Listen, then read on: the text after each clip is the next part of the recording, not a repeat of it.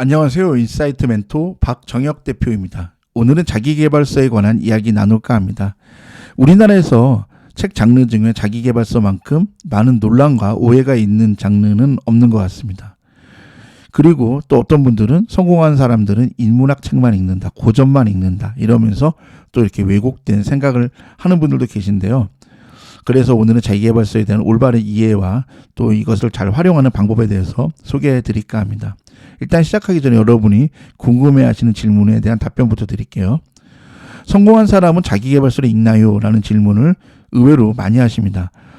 저는 이렇게 답변을 드리고 있습니다. 많이 읽습니다 라고 답변을 드립니다. 다만 성공한 분들은 평범한 여러분들과 읽는 방법이 완전히 다르다라고 말씀을 드립니다. 그럼 도대체 이분들은 어떤 방법으로 읽길래 읽는 방법이 완전히 다른지 6가지 관점에서 소개해 드릴까 합니다. 첫 번째, 목표 설정과 연결의 관점입니다. 이거는 뭐냐면은 사실 자기계발서란 속성이 그렇습니다. 그 시대에서 가장 유행하고 핫한 트렌드를 가장 압축적으로 담아낸 책이 자기계발서입니다. 그렇기 때문에 여러분이 뭔가 앞으로 뭐 어떤 것을 하고 싶다 뭐 이런 식으로 목표 설정을 할 때 자기계발서를 읽으면 많은 도움이 됩니다. 왜냐 이걸 압축해서 또 많은 리서치를 통해서 비교적 성공하고 권위가 있는 사람들이 썼기 때문에 많은 도움이 돼요. 물론 이제 검색을 해볼 수도 있고 인공지능에게 물어볼 수도 있고 여러분이 뭐 다양한 분야의 책을 섭렵할 수도 있지만 그렇게 하기에는 너무나 시간이 많이 걸리고 또 그리고 정확도도 떨어지는 경우가 많습니다. 그런데 자기계발서들을 이렇게 여러 권 섭렵하다 보면은 이 시대의 트렌드가 뭐다, 이 시대 정신이 뭐다, 그리고 향후 뭐 5년이든 10년이든 이 단기간이든 장기간이든 이런 것들이 아주 뭐 유망하다라든지 이런 것들도 알 수 있기 때문에 목표 설정과 그리고 또 이걸 내 인생에 활용해 볼 때, 연결해 볼 때 상당히 많은 유익한 점이 있습니다. 그리고 두 번째, 선택적 읽기입니다. 이거는 쉽게 말씀드리면 취사 선택을 잘한다. 뭐 이렇게 좀 말씀을 드리고 싶어요. 여기서 말하는 선택적 읽기는 여러분들이 무슨 논술학원에서 배웠던 뭐 비판적 읽기 이런 거와 다릅니다. 무슨 저자의 잘못된 논리를 뭐 같이 맞서 싸운다든지 이 잘못된 저자의 논리를 깨부순다든지 이런 뜻이 아니라 취사 선택이에요. 그러니까 이런 내용은 저자와 생각이 같고 또 이런 거는 내가 좀 바로바로 지금 써먹어도 너무 좋을 만큼 좋은 아이디어고 좋은 방법이다. 이런 건 취하고 요거는 나와 좀 상황이 많이 다르고 요거는 좀 내가 생각하는 가치관이나 정체성과 많이 달라. 그러면은 받아들이지 않으면 되는 것 뿐입니다.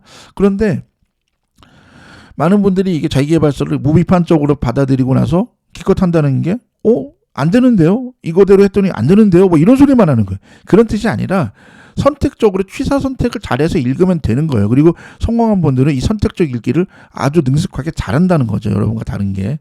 그렇기 때문에 선택적으로 읽는 선택적 읽기가 중요합니다. 취사 선택을 잘 하라는 의미입니다.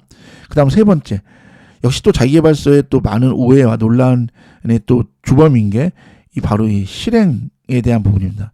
사실 실행을 안 하면은 아무리 좋은 정보와 아무리 좋은 책을 읽어도 뭐 소용이 없는 것이겠죠.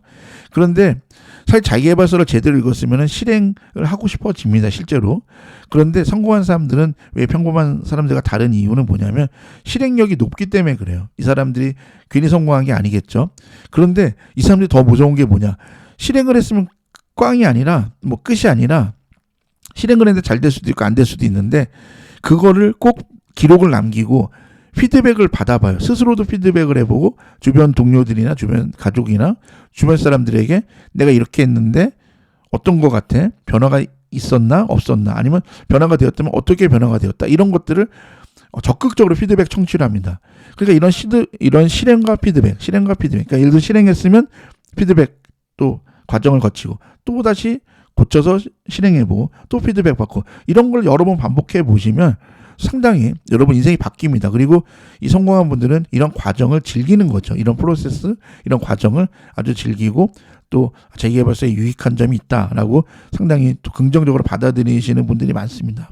그럼 네 번째, 아까도 이제 실행과 피드백을 계속 반복해서 하는 이런 그 절차, 과정, 프로세스가 중요하다고 말씀드렸는데 사실 이제 그런 것도 중요하지만 또 이거의 근본은 뭐냐면은 책을 반복해서 읽는 것도 중요합니다. 사실은 이제 실행력이 높아지지 않는 또 이유 중에 하나가, 또 그리고 읽었는데도 이게 내 거가 안 되는 것 같은 느낌이 자꾸 드는 이유가, 여러분이 한 번 읽고 확 치워버려서 그래요. 이 내용 다 내가 아는 거야.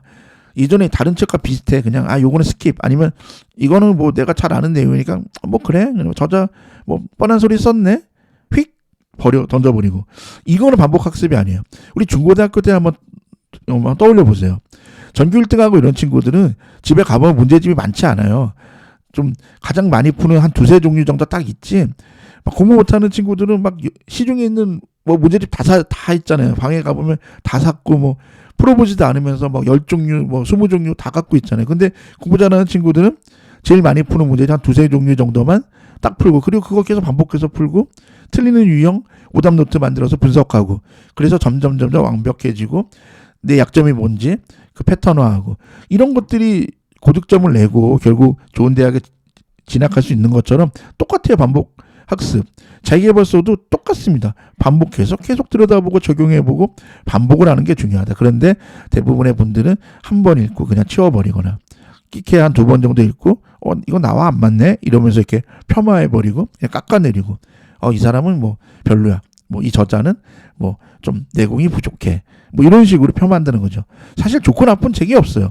자기가 얼마나 반복해서 꼭꼭 씹어먹고 내 거가 되는지 안 되는지가 사실은 관건이지, 뭐 그렇게 나쁜 책은 사실 없는 것 같아요. 그러니까 여러분이 혹시 좀 변화가 더디고 뭔가 행동이 연결이 안 된다면은 한번 다시 읽어보는 것도 괜찮다. 그리고 왜 반복학습이 더 중요하냐면, 똑같은 자기계발서, 예를 들면 이제 뭐 한 20년 전에 출간해서 상당히 유명한 자기계발서의 고전이라고 할 수 있는 이지성 작가의 꿈꾸는 다락방, 이런 책만 해도요, 저는 이제 20년 동안 여러 번 읽었습니다. 한 10번 정도 반복해서 읽어봤던 기억이 나는데, 처음 나왔을 때하고 또 그 책이 나오는 10년 정도 지났을 때, 또 그리고 최근에 읽어본 이런 감정들 또 느낌들이 달라요. 와, 같은 책인데 나의 모습이 계속 변하다 보니까 그때는 처음 읽었을 때는 읽지 못했던 새로운 관점에서 이 책을 다시 보게 되고, 또 내가 한 10년, 20년 지나서 보니까 또 이런 관점이 보이고, 그러니까 같은 책이지만 새로운 책을 10번 읽은 것 같은 효과가 나요. 그러니까 반복 정말 중요합니다.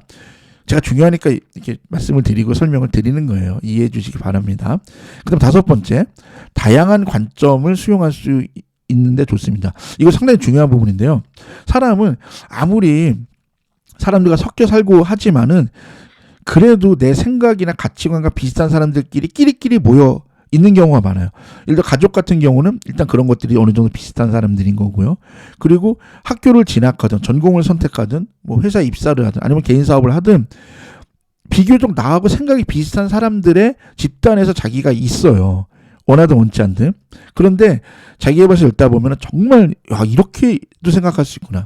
이러한 키워드에 대해서, 이러한 사건에 대해서도 이렇게 생각하는 사람이 있구나라는 이런 다양한 관점을 정말 바로바로 이렇게 수용하게 되는 계기가 됩니다.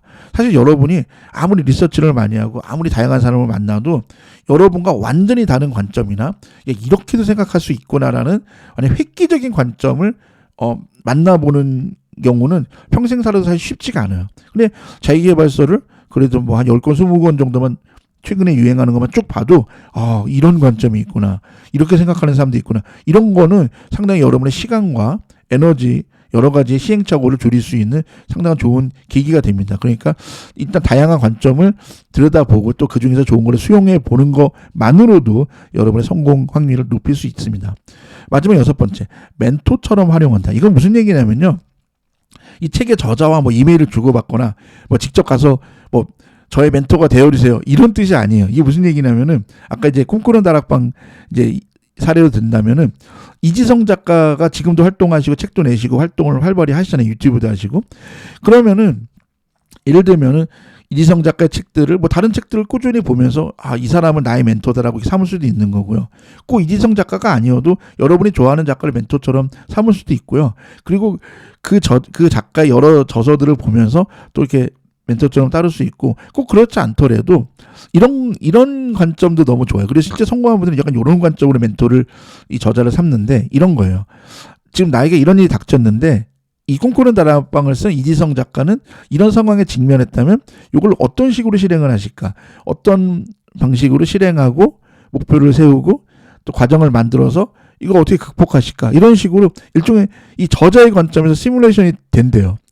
그러니까 이게 사실은 직접 이분과 나의 그 인연은 없지만은 마치 멘토와 멘티 관계처럼 이렇게 계속 이렇게 뭐라 그럴까요?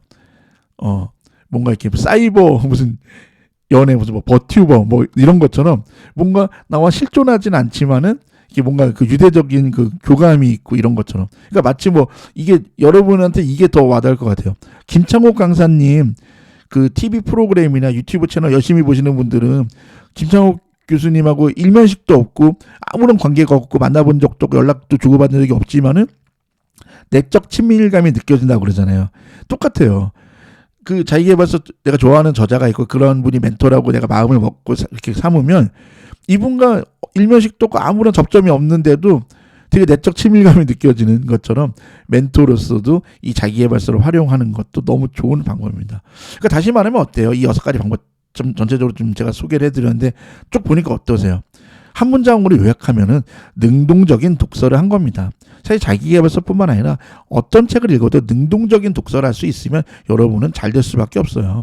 이걸 무비판적으로 그냥 받아들이는 것도 아니고 그렇다고 무조건 이 저자의 생각과 소위 말해서 맞짱을 뜨고 이건 틀렸어 이렇게 배척하는 것도 아니고 취사선택 잘해서 반복하고 다양한 관점을 수용하면서 멘토처럼 활용하면서 이렇게 평생 나의 스승이자 친구이자 이런 것처럼 활용을 하시다 보면은 자연스럽게 여러분의 이런 인생이 달라져요. 실제로 제가 아는 어떤 대학 교수님은요, 사실 이렇게 공부하시느라고 돈이 없었대요. 그리고 뭐 차도 없었고 자동차도 없었고 그런데 교수 생활하면서 자기계발서를 정말 뭐 한 수십 권 읽어보셨대요. 그리고 거기 나오는 방식들을 이렇게 능동적인 독서를 하면서 이렇게 실천해 보시고 활용해 보셨대요. 그래서 이분이 한 교수 생활 뭐 한 10년, 15년 하시다 보니까 벤츠 자동차도 구입하게 됐고 자산도 50억까지 모으셨대요. 그러니까 사실 이 사람이 교수고 똑똑해서가 아니에요. 그래서 이분이 이 책도 내서 자기계발서에 대한 책. 내가 자기계발서를 따라했더니 잘 됐다. 뭐 이런 책을 낸 분도 계세요. 그런 식으로 얼마나 이거를 실천하고 활용하냐에 따라서는 인생이 바뀌어요.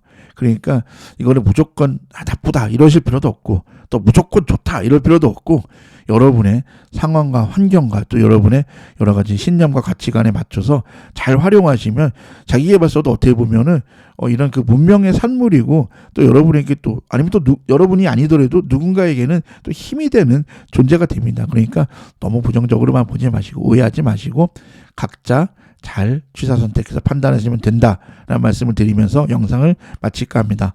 구독과 좋아요 부탁드리고 앞으로도 더 좋은 영상으로 자주 찾아뵐 것 약속드립니다. 고맙습니다.